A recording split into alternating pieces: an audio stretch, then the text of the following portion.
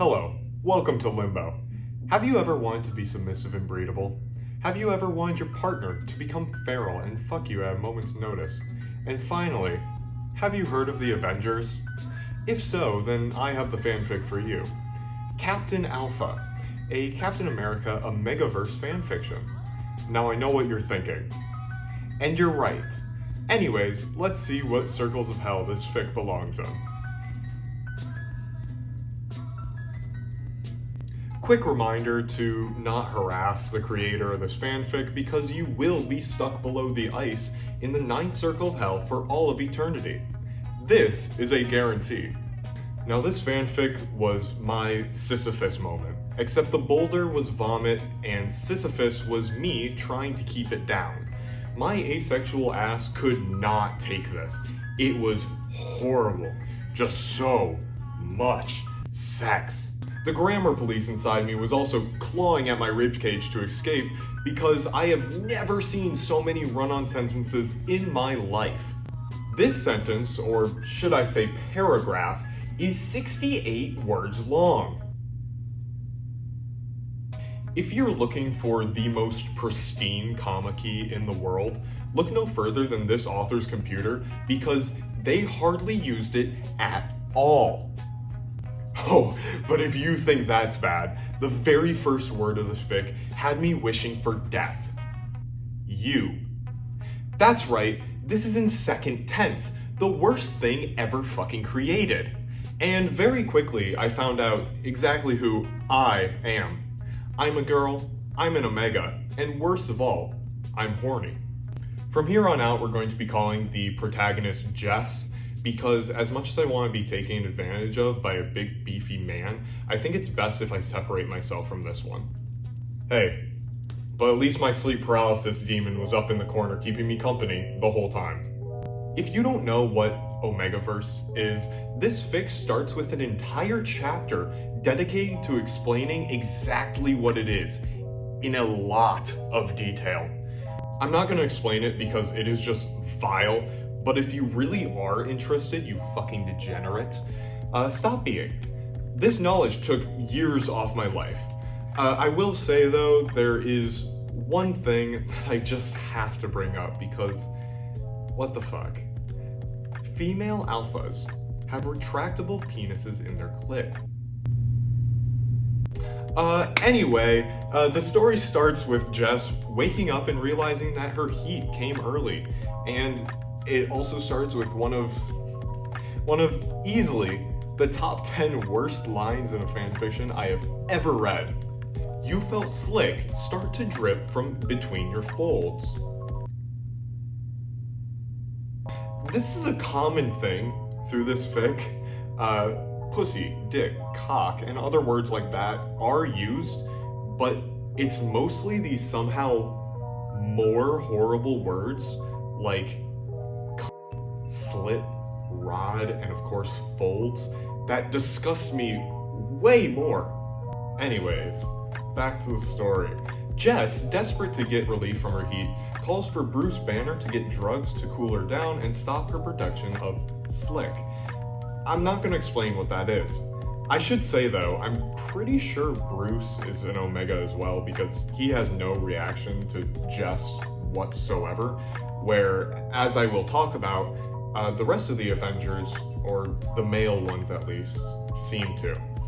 This would mean that Natasha is his alpha. Retractable penises. I'll never be able to watch a Marvel movie again. Actually, speaking of that, I have to comment on just how incorrectly the personalities of the Avengers are portrayed. They are all pretty much these whitewashed, fun-loving people who don't seem at all like superheroes, and they laugh constantly.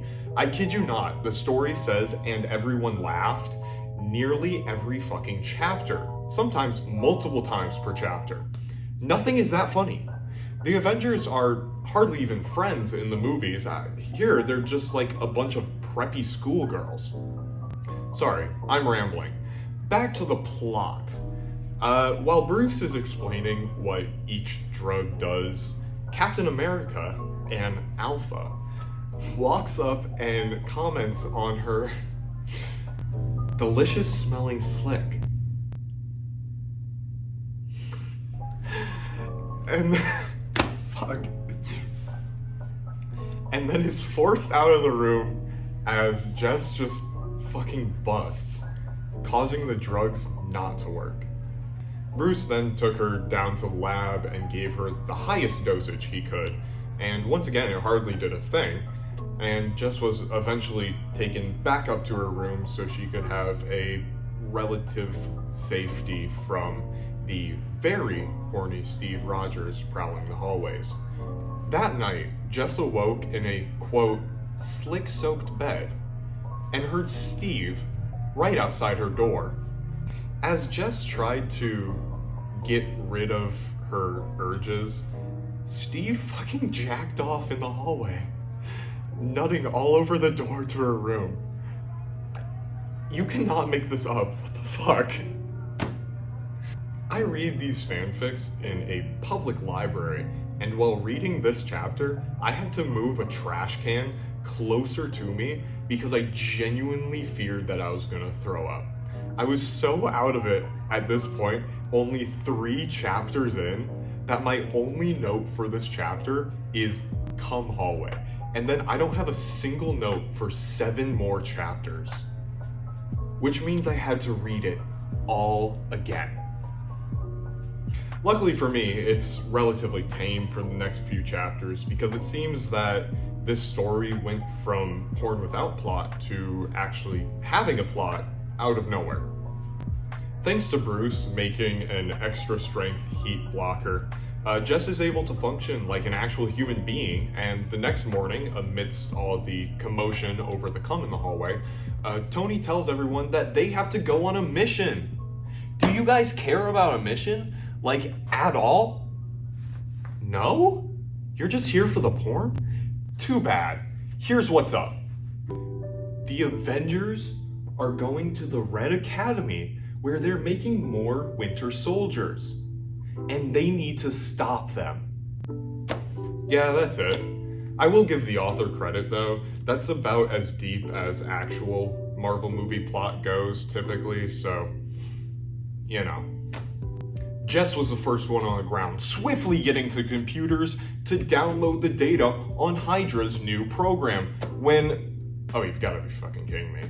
She's horny again. On a mission, nonetheless, surrounded by Winter Soldiers. But she didn't know that part.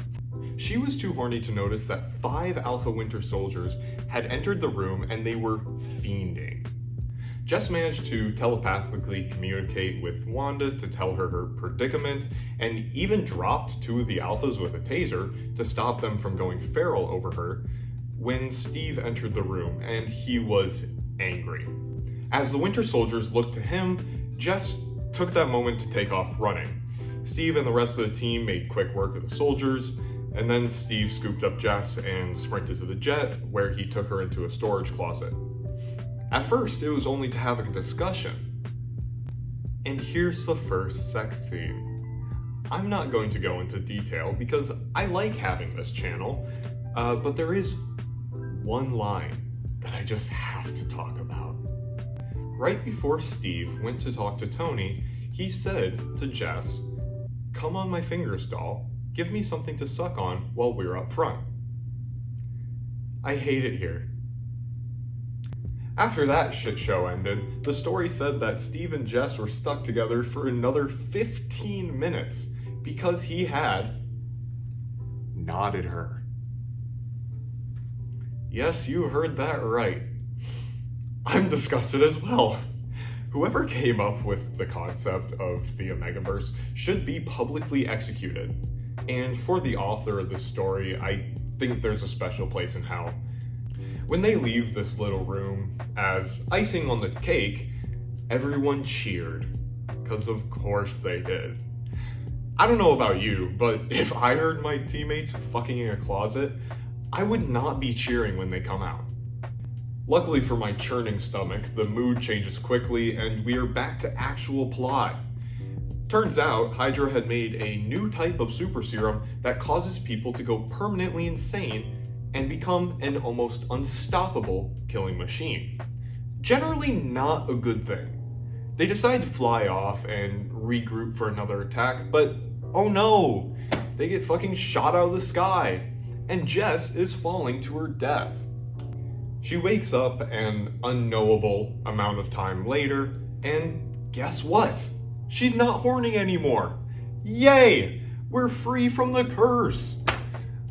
But Jess sure as hell isn't, because Hydra is about to use her for serum testing, and all the Avengers are dead, so no one's coming back to save her. And Red Skull is performing the surgery. I know this is a fanfic, and I shouldn't be taking it seriously, but didn't Red Skull get sucked into a wormhole when he touched the Tesseract back in, like, World War II? Also, even if he didn't, by this canon he should still be dead, since Super Soldier Serum doesn't prevent you from aging, as shown by Steve himself in Infinity War. But whatever, fine. Red Skull is there too, because why the fuck not? Anyway, Jess gets the serum, and the chapter ends with a hilarious line. Steve and the rest of the team were closer than you could have possibly realized, and they were about to avenge you. I love the part where the Avengers said avenging time and then avenged everywhere. So no surprises here, Steve is back and Jess is horny again. They free Jess from the procedure table, but something is off with Steve. He's being way too aggressive, actually hurting people and killing them. I wonder what's up with that. He's probably just passionate about his Omega. They quickly and easily put Red Skull in restraints, and they took him to the jet after a short firefight to fly him to NATO to formally arrest him. But before Jess boarded the jet, a lone sniper shot her. And now, something is terribly wrong. Turns out the serum worked, and now Jess is a violent super soldier, which would be a super sick plot twist, if anything actually changed. But no, she's totally normal, but now she has red eyes, ooh! For seemingly no reason, because again, she's completely normal, she decides that she's a danger for everyone and runs off into the woods, telling the Avengers exactly where she would be going. Oh jeez. Hi. All good.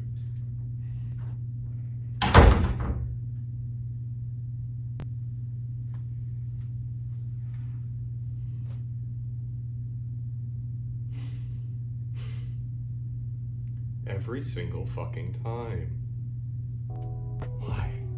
Why? Why? Why? Why? Why does this happen? Anyway, for seemingly no reason, she still decides that she's a danger for everyone and runs off into the woods, telling the Avengers exactly where she would be going. And the story said they were going to try to find her in the jet. Somehow, despite knowing exactly where she was going, they still couldn't find her. Explain that logic to me.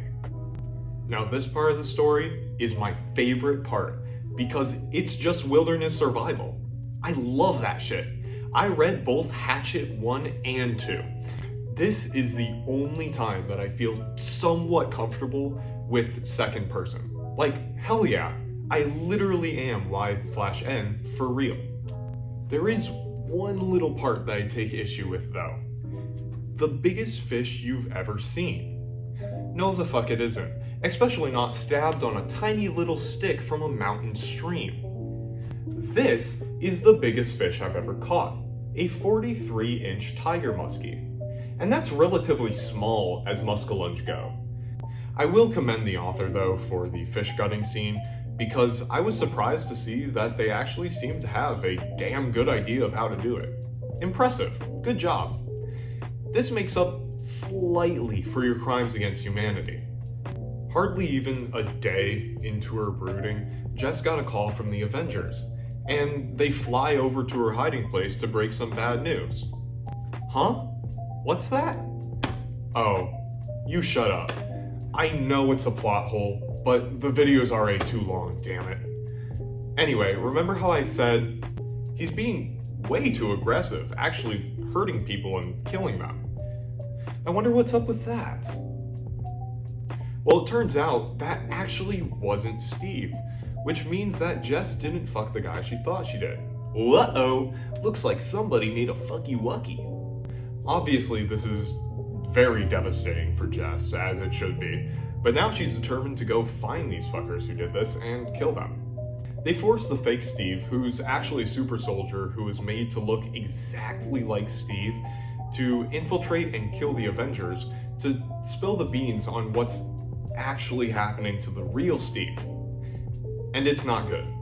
They were planning on brainwashing him to make him one of them. And as they scout through the facility looking for Steve's room, the only thing we find is a glaring plot hole. Jess found Natasha's old room, which is already bullshit. And it says that her birthday is Christmas Day. To which Natasha remarks that must be why she likes Christmas.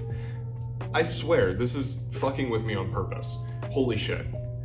Every single source available on the internet says that she was born on December 3rd.